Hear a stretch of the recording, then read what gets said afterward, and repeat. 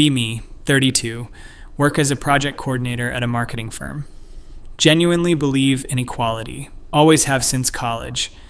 I just believe women deserve equal pay, equal opportunities, all that basic stuff. Have regular conversations with coworkers about these things. Sometimes get frustrated when the guys in the office talk over me in meetings. Pointed it out once, got labeled as sensitive. Whatever, I stand by it. Tonight, heading home late from work, around 9 p.m. Took the subway like always, transferred at the main station downtown.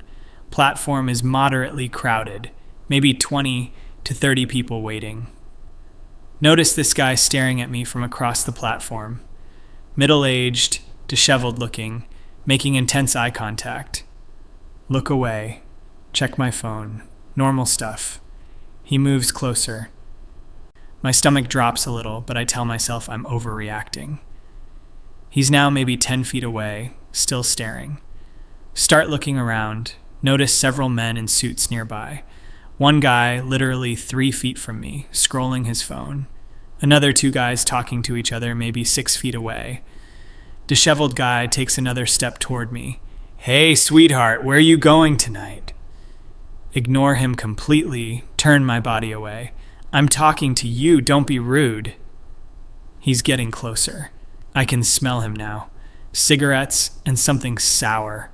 Heart starts racing. Look directly at phone guy near me. Make eye contact for a brief second. He immediately looks back at his phone. What the fuck? You think you're too good to talk to me? Disheveled guy is now right in my space. I step back. He steps forward. This is getting bad. Look at the 2 guys talking. They glance over, see exactly what's happening, then continue their conversation. My brain can't process this. There are people everywhere, multiple men right here watching this happen. Leave me alone, I say, voice shaking, trying to sound firm, but I'm terrified. Or what? You gonna call your boyfriend? He reaches out like he's going to touch my arm. I jerk back, almost stumble. Phone guy literally shifts his position to turn away from me. I'm not imagining this. He's deliberately not looking. Panic rising in my chest now. Where the fuck is the train? Check the display. 4 minutes. Might as well be 40. Come on, just give me your number. Don't be a bitch about it. He's backing me toward the pillar now. I'm genuinely scared. Not uncomfortable, not annoyed. Scared. There's an older man in a business suit reading a newspaper. He's close enough to definitely hear this. He turns a page, doesn't even look up. What is happening? Why is no one doing anything? I said leave me alone. I say it loud, hoping someone will notice. Several people glance over, including a group of 3 younger guys, maybe mid-20s. They look at each other. One shakes his head slightly. They turn back to their conversation. I'm shaking now. Disheveled guy laughs. No one's gonna help you, sweetheart. Better just be nice to me. That's when I realize he knows. He knows no one's going to intervene. That makes everything so much worse. Finally see headlights in the tunnel. Train is coming. Just need to last 1 more minute. He moves to block my path to the train doors. Where are you going? We're having a conversation. I duck around him quickly. He grabs my sleeve. Not hard enough to really hold me, but enough that I feel it. I yank away, fabric stretches. Doors open, I practically dive into the train car. He doesn't follow, just stands there smiling. As doors close, I see all those men still standing there, not one of them even looking in my direction. Collapse into a seat, shaking. Feel like I'm going to throw up. Couple of women across from me look concerned. Are you okay? One asks. Did you see that? I ask, voice cracking. Yeah, that guy was harassing you. What the fuck? Why didn't anyone help? She just shakes her head, looks angry, but not surprised. Get home, pour a large glass of wine, hand still shaking, keep replaying it in my head. All those men, they saw, they knew, and they chose to do nothing. Next day at work, still rattled. Tell my coworker Sarah about it during lunch. She's horrified. Oh my God, that's terrifying. I'm so sorry. But why didn't anyone help? There were so many people there. She gets this weird look on her face. Were they mostly men, the bystanders? Yeah, why? She hesitates. I mean, you know how it is now. How what is? Guys don't want to get involved anymore. They think we'll get mad at them for assuming we need help. I just stare at her. That's ridiculous. I was clearly in danger. I know. I'm not saying it's right. I'm just saying that's what I've heard. This sits wrong with me all day. Can't focus on work. Keep thinking about phone guy's face when he looked away. It wasn't fear of the situation. It was something else. That evening, meeting up with my friend Maya for drinks. She's one of my closest friends. We talk about everything. Tell her the whole story. She listens, eyes getting wider. And then phone guy literally turned away from me. Maya, he turned away. She's quiet for a minute. Okay, don't get mad at what I'm about to say. What? My brother told me something a few months ago. He's early 20s, right? Yeah. He said he and his friends have basically decided not to intervene in situations like that anymore. I feel my jaw clench. Are you fucking serious? Let me finish. He said they got tired of being called white knights or being accused of thinking women are helpless. But I was helpless in that situation. I needed help. I know, I told him that, but he showed me all these posts and tweets and stuff from women saying they don't need men to protect them, that it's sexist to assume they can't handle themselves. My face feels hot. So, what? They're just going to let women get assaulted because their feelings might get hurt? That's what I said, but he was like, we can't win either way. If we help, we're sexist. If we don't help, we're assholes. So we're choosing the option where we don't risk getting publicly destroyed. I want to argue, but something about this rings true. Remember the way those three young guys looked at each other? That head shake. It was a decision, a conscious choice to not get involved. This is so fucked up, I say. Maya nods. I know, but haven't we kind of said stuff like that too? My stomach drops. What do you mean? Remember when Jake from accounting held the door for you, and you made that comment about being capable of opening your own doors? I did say that. It was a joke. Mostly a joke. That's different. Is it though? How is a guy supposed to know when you want help and when you'll be offended by the offer? I don't have an answer. Finish my drink in silence. Next few days, can't stop thinking about this. Start noticing things I never paid attention to before. At work, when I'm carrying a heavy box of supplies, male coworkers walk past without offering to help. Used to, they would always offer. Remember complaining about it once. I can carry a box, Derek. I'm not made of glass. Derek doesn't offer to help anymore. With anything. Notice in the parking garage, I'm walking to my car alone at night. There's a man about 30 feet behind me. He slows down significantly, lets distance grow between us, pulls out his phone and makes a very obvious phone call, almost like he's making sure I know he's not following me. Never noticed this behavior before. Was it always there? Weekend, decide to go to this community discussion thing at the library. It's about public safety in the city, mostly older people there, but some younger folks too. During the open discussion, woman in her 60s raises her hand. I'm concerned about how people don't look out for each other anymore. Everyone's on their phones. Murmurs of agreement. Then this guy, maybe late 20s, raises his hand. I want to address that, actually. He looks nervous. I think, speaking as a younger man, there's a reason some of us are hesitant to intervene in situations. Room gets quiet. Go on, says the moderator.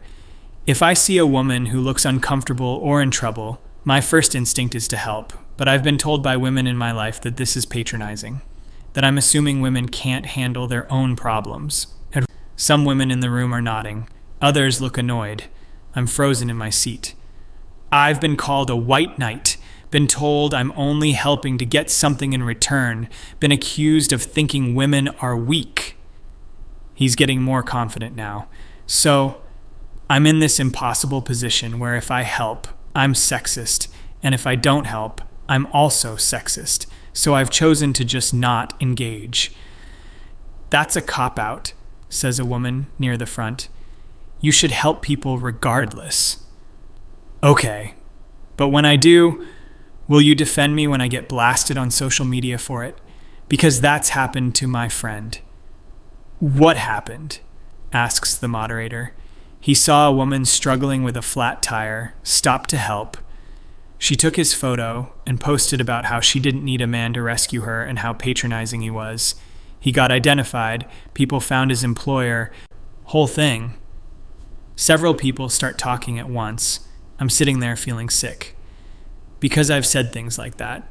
Not about that specific situation, but similar things. Remember being at happy hour with coworkers, talking about this guy who insisted on walking me to my car. Like I can't walk 50 feet by myself, so condescending. Everyone agreed with me. It was condescending. Wasn't it? But also, would I have wanted him there on that subway platform? Meeting ends, can't stop thinking. That night, do something I never thought I'd do. Start reading men's perspectives on this stuff. Not the crazy incel forums or whatever, just regular guys talking about their experiences.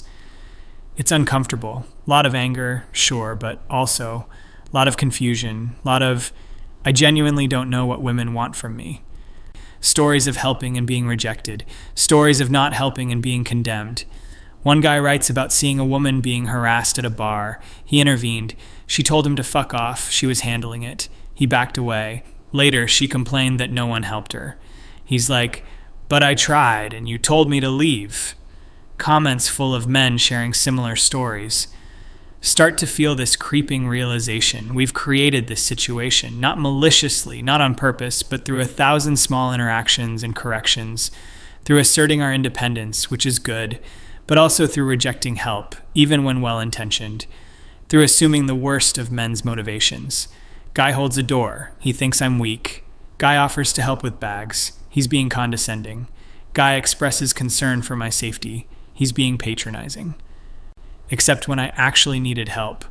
Where were these assumptions then? Next week, back at work, in the break room with a few coworkers, Tom mentions he saw a woman getting yelled at by some guy in a parking lot. "Did you do anything?" asks Jennifer. "Nope." "Seriously?" Tom shrugs. "Not my business. She's an adult. I'm sure she can handle it." There's something pointed in the way he says it. Jennifer drops it. "But I can't." "Tom, can I ask you something?" "Sure." "Would you have helped if it was a guy getting yelled at?" He thinks about it. "Probably not that either, honestly, but definitely would have been more likely to."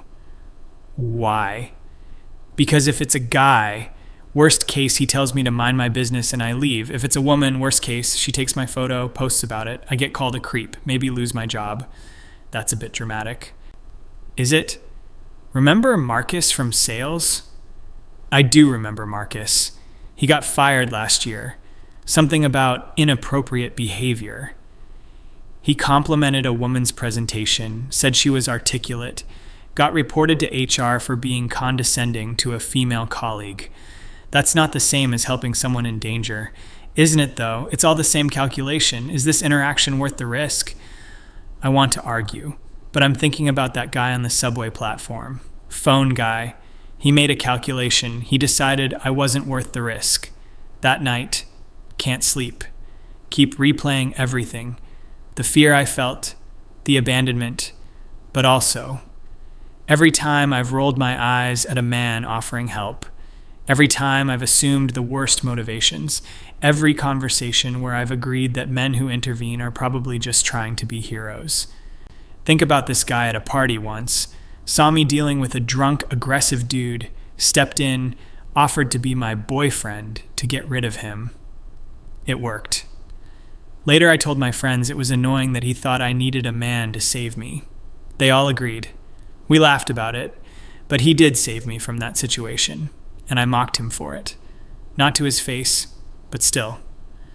Start to realize the scope of this. It's not just me. It's a whole cultural shift. Men are opting out, not because they're evil or don't care, but because we've told them to, not explicitly. but through 1,000 small interactions, and now we're shocked when they actually listen. Decide to do something probably stupid. Post in a women's discussion group I'm part of. Just lay it all out. What happened to me? What I've been learning. Ask, have we made it impossible for men to help us without facing backlash? Responses are mixed. Some women share similar stories, times they needed help and no one came. Growing realization that men are genuinely afraid to intervene. But others are angry. We don't need men to save us. This is just another way to blame women for men's behavior. Men should help people because it's right, not because of social consequences. And they're not wrong. But they're also not right, because should and reality are different things. One woman writes something that hits me.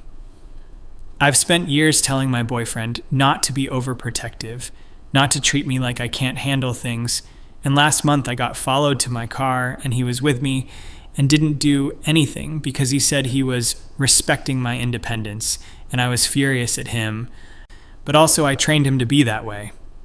Yeah. That's it exactly. We trained them. Weekend, meeting Maya again. She can tell I've been spiraling. You okay? You've been weird all week. I can't stop thinking about the subway thing. Understandably, it was traumatic. No, I mean yes, but I can't stop thinking about why no one helped. We talked about this. I know, but it's bigger than I thought, Maya. I think we've actually created a situation where men are afraid to help women. She's quiet. And I think I've contributed to it. Tell her about Tom's comments, about the discussion at the library, about everything I've been reading. So what, you think feminism is bad now? No, God no. I still believe in equality. I still believe in everything we've fought for. But I think we haven't thought through all the consequences. I think in our fight to not be seen as helpless, we've made it socially dangerous for men to offer help. They should offer anyway. Should they? At the risk of their jobs, their reputations. If someone's really in danger, yes. But how do they know when it's real danger versus when we'll be offended by the assumption that we need help? Maya doesn't have an answer. Neither do I. A few days later, something happens. Walking to my car after work, different parking garage. Hear someone behind me say, "Excuse me." Turn around, it's a younger guy, maybe 24 or 25. "Sorry, I just wanted to let you know there's a guy who's been following you since the elevator." Points behind him. Sure enough, sketchy-looking dude hanging back. "I'm heading to my car. Happy to walk with you to yours if you want." My immediate reaction, before I can stop it, irritation, like, I can handle this. But then I remember. Remember being on that subway platform. Remember the fear. Remember everyone turning away. "Yes, thank you. I appreciate it." He walks with me to my car. Sketchy guy veers off when he sees I'm not alone. "Thank you so much." "No problem. Have a good night." He starts to walk away. "Wait." He turns. "I want you to know I appreciate you taking the risk." He looks confused. "The risk?" "Of me being offended that you thought I needed help." He laughs, but it's not a happy laugh. "Yeah, honestly, almost didn't say anything. Figured you'd tell me to fuck off." "Why'd you do it then?" He shrugs. "You looked scared and I'd want someone to help my sister, so..." He walks away before I can respond. Sit in my car for a while, thinking about what he said. He almost didn't help, because he expected hostility. But he did anyway, and I almost gave him that hostility. My trained response was annoyance, not gratitude. How many men have stopped at almost? How many have decided the risk isn't worth it? Back home, thinking about all of this, about the subway platform, about phone guy and the business suit guy and the 3 young guys, about Tom's calculation, about the library discussion, about my own reactions and assumptions. Realize this isn't about abandoning feminism. It's about recognizing unintended consequences. We fought against benevolent sexism, against the idea that women are delicate flowers who need protection, and we were right to fight that. But somewhere in that fight, we made it taboo for men to offer protection even when it's genuinely needed. We created an environment where helping a woman is a potential minefield, where the social risk outweighs the benefit, and men, being rational actors, have adjusted their behavior accordingly. They've opted out, not because they're monsters, but because we've told them to. Through social shame, through accusations of sexism and white knighting, through questioning their motives, through 1,000 small corrections. And now here we are, women in danger, men standing by, both sides frustrated, both sides feeling wronged. Don't know what the answer is, can't just go back to traditional gender roles, don't want to, but also can't ignore that something's been lost. Some social contract that used to exist, where people looked out for each other, where men felt okay intervening on behalf of women in danger, where women felt okay accepting that help. It's broken now. Maybe it was always broken in different ways, but it's definitely broken now. Talk to my mom about it. She's in her 60s, sees things differently. In my day, men would step in without thinking twice. But in your day, they also thought women couldn't do anything without men. That's true. It wasn't perfect, but at least people helped each other. So what? We should go back to that? No, but maybe you should think about what you've thrown away along with what needed to go. She has a point. We threw the baby out with the bathwater, rejected protective behavior entirely instead of just rejecting the assumption that we always need protection, made it all or nothing. Either women are strong and independent and need nothing from men, or women are weak and helpless. No room for nuance, no room for, I'm generally capable but sometimes need help. No room for, I appreciate assistance in genuinely dangerous situations. It's all become political. Every interaction filtered through ideology. Guy holds door, statement about my capability. Guy offers help, statement about my competence. Guy intervenes, statement about my agency, instead of just. Human helping human. Realize this is what's been lost. The ability to just help without it being a political statement. The ability to just accept help without it being a referendum on feminism. Few weeks pass, still processing everything. Back on the subway. Different time, different platform. See a woman being harassed. Different woman, similar situation. Guy won't leave her alone. She looks scared. Notice several men nearby. They're all very deliberately not noticing. One guy has headphones in, but I can tell they're not playing anything. Another guy is staring intently at a blank wall. They know. They see. They're choosing not to engage. I walk over. Hey, Sarah. Sorry I'm late. Pretend to know her. Harasser looks annoyed but backs off. Woman looks relieved. Thank you so much. No problem. As I walk away, make eye contact with headphone guy. He knows I know. He looks almost guilty, but not guilty enough to have helped. Realize this is the world we live in now. Women protecting women. Because we've made it too risky for men to do it. Not sure if this is progress. Not sure if this is what we fought for.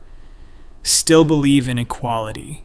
Still believe women deserve respect and opportunity, but also can't stop thinking about that subway platform.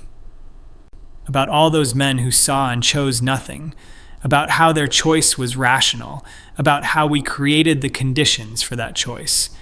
Don't have answers, just questions. Just this uncomfortable realization that maybe we didn't think through all the implications, that maybe in our fight against one kind of sexism, we created conditions for a different kind of abandonment, that maybe the men who won't help aren't the problem, maybe they're the symptom. And maybe, just maybe, we need to figure out how to rebuild some kind of social contract where people can help each other, without it being a political statement, without fear of backlash, without all this calculation and risk assessment. But I don't know how, and that's the scariest part. Not the guy on the subway platform, but the fact that I understand why no one helped, understand their logic, understand their fear, and can't actually argue that it's irrational, because it's not. It's completely rational. And that realization, that's what keeps me up at night.